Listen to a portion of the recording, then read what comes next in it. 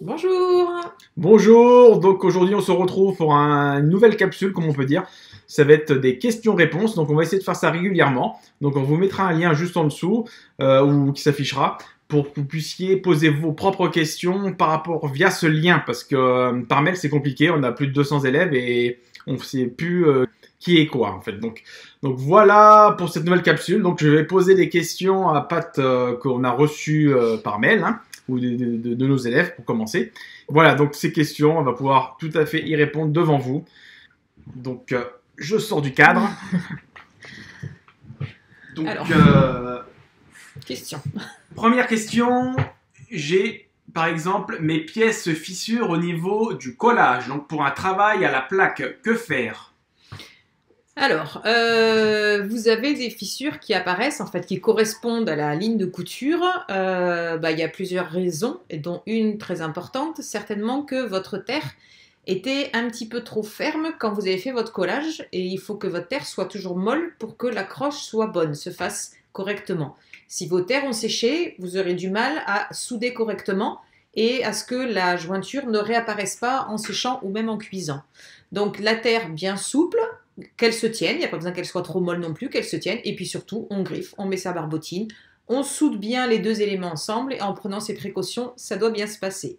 Un autre truc important aussi, le séchage très lent, on ne met pas en courant d'air ni en plein soleil. Voilà, c'est déjà des bons points, et en procédant comme ça doit bien se passer normalement. Justement, j'aurais une autre question qui est en rapport donc, par rapport au séchage.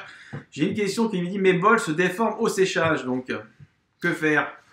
Alors, les bols se déforment au séchage, ben, on va retrouver certainement ce que je viens de dire, c'est-à-dire que peut-être que ces bols ont été mis au courant d'air, en plein courant d'air ou au soleil, et c'est un peu trop violent. Donc le courant d'air, bah, c'est l'air qui sort, qui passe sur une face, et donc c'est pas homogène.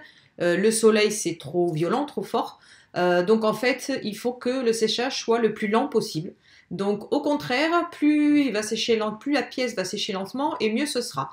Donc, soit il fait une température douce et à ce moment-là, on peut laisser sécher à l'air libre, soit on met un petit plastique dessus pour freiner le séchage, et on peut aussi retourner le bol à l'envers, à l'endroit, pour que ça sèche de façon homogène. Impeccable. Donc une autre question qui a rien à voir, c'est quoi la différence entre du grès et de la faïence? Alors, le grès et la faïence, bah, c'est tout simplement deux terres différentes. Il y en a une qui s'appelle une terre basse température, on la classe dans les basses températures, c'est la faïence. La faïence est une terre poreuse, même une fois cuite, c'est une terre donc, qui va garder l'humidité à l'intérieur, c'est-à-dire que quand vous allez mettre de l'eau dedans, justement, imaginons une brique à vin, on met de l'eau, ça garde au frais, et tout comme un pot de fleurs aussi. Donc la faïence est une terre poreuse qui reste poreuse même une fois cuite. C'est une terre basse température. L'avantage, c'est qu'on a des couleurs assez vives. L'inconvénient, c'est que c'est une terre qui est moins solide que les terres haute température. Voilà, pour faire déjà un petit résumé rapide. Le grès, c'est une terre haute température, donc on est dans l'autre catégorie. Donc au lieu de cuire dans les 1000 degrés, on va cuire plutôt dans les 1280, dans ces alentours-là, du 1260, 1280. Et c'est une terre où les pores seront fermés ou quasiment fermés à 100%. Et donc du coup, l'étanchéité sera bien meilleure. C'est une terre plus résistante dans le temps et au choc. Voilà, c'est déjà pas mal, je Donc pense. il faut quand même un four spécialisé dans le grès, alors la haute température, hein. Alors bien sûr, si vous utilisez un grès, ça veut dire qu'il faut faire cuire à grès. Donc c'est-à-dire que j'utilise un grès qui cuit à 1280, je vais le faire cuire à 1280 degrés pour obtenir la résistance du grès. Maintenant, ça n'empêche pas que je peux acheter un grès et le sous-cuire, donc le cuire plus bas, mais il ne sera pas aussi dur qu'il ne devrait l'être puisqu'il n'aura pas été cuit à la température indiquée. Donc merci bien. Une autre question encore. Est-on obligé de mettre une couverte sur de l'engobe? Alors, une couverture de langobe, est-ce qu'on est obligé? Non, on n'est jamais forcé. On peut très bien décider de mettre de l'engobe. Donc de l'engobe, je répète que c'est de la terre mélangée avec du colorant. Donc en fait, c'est une matière terreuse qui permet de colorer, qui permet de décorer. On peut faire un aplat, on peut faire des petits dessins, on peut faire des petits points. Voilà, tout ça peut être fait avec des engobes.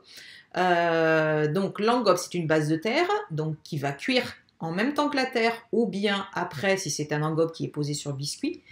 On peut décider de ne rien mettre dessus, donc l'engobe, une fois cuit, est assez pastel, assez mat, mais est mat même, puisque il n'y a pas eu d'émail dedans. En tout cas pas dans ces recettes de base. Donc on peut décider de laisser naturel, mais ça ne sera pas alimentaire, ça ne sera pas étanche, puisqu'il n'y a pas eu de vitrification. Donc si c'est pour une sculpture, pourquoi pas, ça peut être très sympa d'avoir quelque chose de mat et coloré. Si c'est pour un bol ou un saladier, pour de l'alimentaire, non, il va falloir mettre une couverte dessus. Une couverte, c'est donc un émail transparent qui permet de vitrifier et donc étanchéifier la pièce. Tiens, j'ai une question intéressante un peu sur le même sujet. Quelle est la différence entre un émail et un vernis? Alors, un émail et un vernis, ben, il y en a un, on va parler de cuisson, et l'autre non. Un vernis, c'est un vernis comme on peut poser sur nos volets. Un vernis cellulosique, un vernis polyuréthane, composant. Voilà, donc là c'est plutôt l'ébéniste qui répond au niveau des vernis. Donc au niveau du vernis, c'est un rendu qui n'a rien à voir avec la céramique, qui est mis après, sur une pièce cuite. Pas cuite, on peut imaginer, mais enfin, voilà, on va mettre ça de côté. C'est pas ce que je vous recommande de faire. Donc, on va mettre ça vernis sur une pièce cuite. Ok, c'est bien, ça donne justement la brillance ou non suivant le vernis qu'on met, et ça durcit. Ça renforce justement donc la terre. Ok, si c'est décoratif, pourquoi pas, on peut l'imaginer. Maintenant, pareil, si on est dans de l'alimentaire, le vernis, ça marche pas. On va pas vernir un saladier et manger dedans. Faire sa salade composée à l'intérieur, il va falloir que ça soit de l'émail. Donc l'émail, c'est différent, il y a une vitrification qui se fait, hein, il y a une fusion, donc on passe par l'étape de la cuisson, donc une deuxième cuisson, la cuisson d'émail, où là, du coup, cette pellicule, donc, qui est un vernis, entre guillemets, mais un vernis de verre, qui est un vernis qui est une vitrification, donc va rendre étanche la pièce, alors que le vernis autre n'est pas un rendu pour l'alimentaire. Maintenant, en céramique, on vous recommandera de mettre un émail, une couverte, et non un vernis lambda, qui serait plus, à ce moment-là, peut-être, pourquoi pas, pour de la sculpture. Ça, oui, ça peut être une possibilité. Allez, la dernière question. Faut-il faire un moule pour faire 10 pièces identiques? Donc un moule en plâtre, hein, je présume.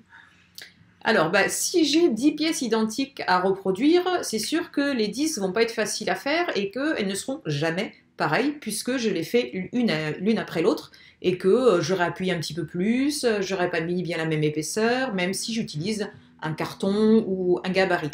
Un moule en plâtre permettra d'avoir exactement donc, la copie de cette forme. Donc si, peu importe la forme que j'ai, à chaque fois que je vais faire un tirage, on parle d'un tirage, donc on va couler de la barbotine liquide dans ce moule, j'obtiendrai exactement la même forme. Donc oui, si je dois reproduire exactement la même forme et 10 fois, ça vaut le coup à ce moment-là d'avoir un moule en plâtre. Tu crois que c'est rentable pour que 10 pièces quand même? C'est pas 50, là, c'est 10 pièces. Un moule est quand même compliqué à... Ouais, alors tout dépend de la complexité. C'est pareil, tout dépend de la complexité du modèle. 10 pièces, ça commence à faire, je trouve. Donc, ça peut être intéressant de se fabriquer un moule. Maintenant, tout dépend vraiment de la forme, du volume à réaliser. Donc, à étudier, mais 10 pièces, je trouve que ça commence à faire quand même. Voilà. Donc on a... Bon, on va s'arrêter pour aujourd'hui. On fait des petites capsules assez courtes, comme ça on répond aux questions au fur et à mesure. Et l'idée c'est d'en faire souvent. Et donc posez vos questions sur le lien qu'on vous donnera. Et on répondra à tout type de questions, forcément ce qui touche à céramique. Hein. Et voilà pour aujourd'hui. Donc on vous remercie de nous avoir suivis. Et puis voilà, je vous dis donc à la prochaine.